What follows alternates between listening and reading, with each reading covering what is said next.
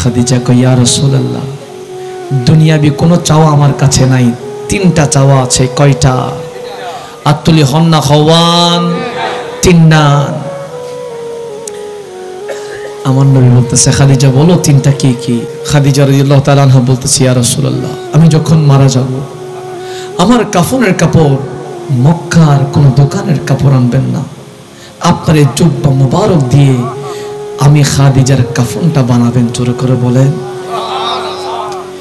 আমার নবী কয় খাদিজা দুই নম্বর কি? খাদিজা বলে ইয়া রাসূলুল্লাহ, যখন আমি মারা যাব, মারা যাওয়ার পর আমার জন্য যখন কবর করবে, এই কবরের পারে আপনি একটু হাঁটিয়েন। আমার নবী কয় তিন নাম্বারটা বলো। খাদিজা কয় ইয়া রাসূলুল্লাহ, আমি যখন মারা যাব, যখন আমার কবর দিয়ে দেওয়া হবে, সবাই যখন চলে যাবে, আপনি একটু আমার কবরে দাঁড়াইয়েন। এবার আমার নবী জিজ্ঞেস করতেছে ও খাদিজা, এতগুলো কাপড় থাকতে তুমি কেন বলেছিলে আমি রাসূলের জুব্বা মোবারক দিয়ে তোমার কাফনের কাপড় বানাইতে? তখন মা খাদিজা বলতেছি ইয়া রাসূলুল্লাহ, দুনিয়ায় কি ভালো কাজ করেছি জানি না, যদি জাহান্নামের ফেরেশতারা নিয়ে যায়, জাহান্নামের এত বড় স্পর্ধা হয় নাই, আপনি রাসূলের জুব্বা মোবারকে আগুন লাগাবে। জোরে করে বলেন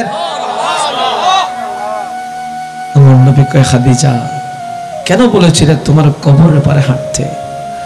মা খাদিজা কয় ইয়া রাসূলুল্লাহ, আমি শুনেছি কবরের আযাবটা অত্যন্ত কঠিন, ডানের হাড়গুলো বামে চলে যাবে, বামের হাড়গুলো ডানে চলে যাবে, কঠিন, অত্যন্ত কঠিন।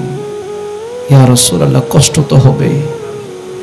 আপনি রাসূল যদি কবরের পারে একটু করে হাঁটেন, আমার কবরের মাটির এত বড় সাহস হয় নাই আমি খাদিজাকে আযাব দেবে। জোরে করে বলেন আমার নবী কয় খাদিজা কেন বলেছিলা সবাই চলে গেলে আমি রাসূল থাকার জন্য?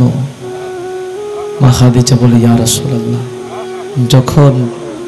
সবাই যখন কবরে রেখে চলে যাবে, মুনকার নাকির তো চলে আসবে, সওয়াল জবাব করবে, ইয়া রাসূলুল্লাহ উত্তরগুলো হয়তো দিতে কষ্ট হয়ে যাবে, আপনি আমার কবরের পারে দাঁড়িয়ে একটু মেহেরবানি করে উত্তরগুলো শিখাই দিয়ে।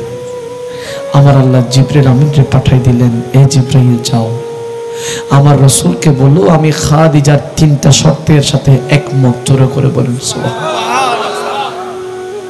স্বামীর কাছে আখিরাত চেয়েছে, আখিরাত, দুনিয়াবি কিছুই চাই নাই, চাইছে নি।